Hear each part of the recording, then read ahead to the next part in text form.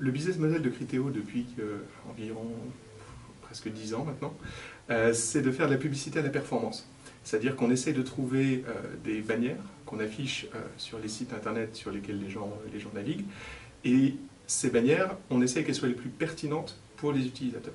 Et pour faire ça, on a besoin de comprendre et d'anticiper quels sont les produits qui vont intéresser les gens pour faire des bannières qui sont les plus intéressantes pour eux, pour qu'ensuite ils aillent cliquer sur ces bannières et acheter des produits qu'on leur aura recommandés.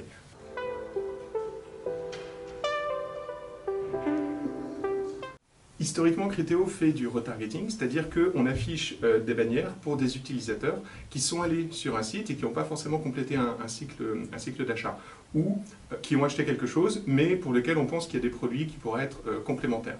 Par exemple, vous achetez un appareil photo, on va vous recommander des objectifs, un trépied, un sac, etc.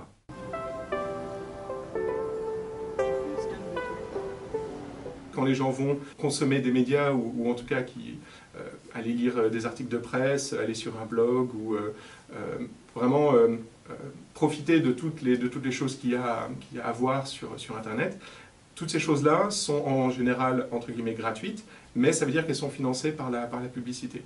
Et nous, notre travail, c'est de rendre cette publicité la plus utile possible pour l'utilisateur final. Éviter tout le gaspillage qu'on peut avoir quand on a des messages publicitaires qui ne sont pas pertinents, qui sont plutôt plus gênants qu'autre chose. Et si on arrive, avec nos technologies d'intelligence artificielle, à comprendre ce qui intéresse vraiment les gens, on peut faire une publicité qui soit beaucoup plus un service à l'utilisateur plutôt que quelque chose qui les dérange.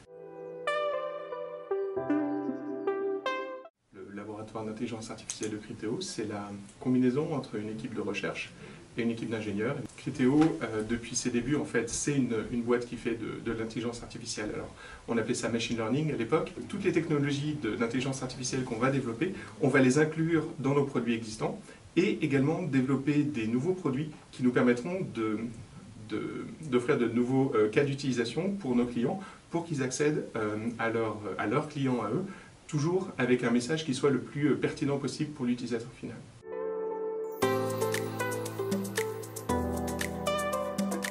Là, ce qu'on a envie de construire, c'est d'attaquer finalement une plus grosse partie du cycle de consommation des gens.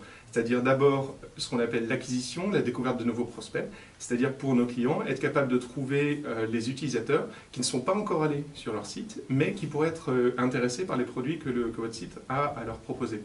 Et ensuite, ce qu'on appelle le réengagement, c'est-à-dire des clients qui ne sont pas venus depuis longtemps, essayer de trouver les produits qui feront qu'ils vont revenir finalement sur votre site et acheter quelque chose.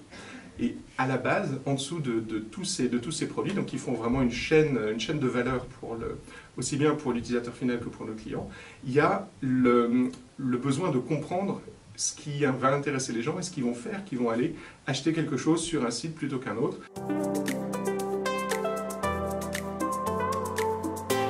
Ces 20 millions d'euros d'investis en plus de tout ce qu'on investissait déjà sur la R&D de Criteo dans son ensemble. Donc le principe, c'est finalement une accélération de ce qu'on était déjà capable de fournir.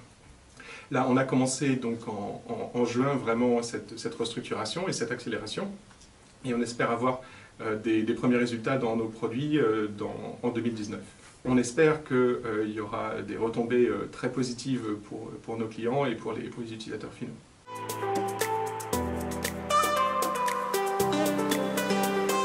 Les bénéfices, en fait, ils sont multiples. D'une part, bien évidemment, il y a améliorer nos produits existants et construire des nouveaux produits pour nos clients directs. Ça, c'est un premier point.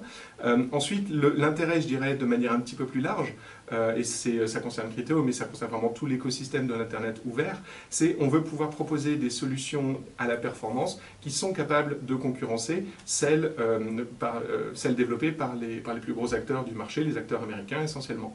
Donc on a envie d'avoir une alternative européenne au trio Google, Facebook et Amazon.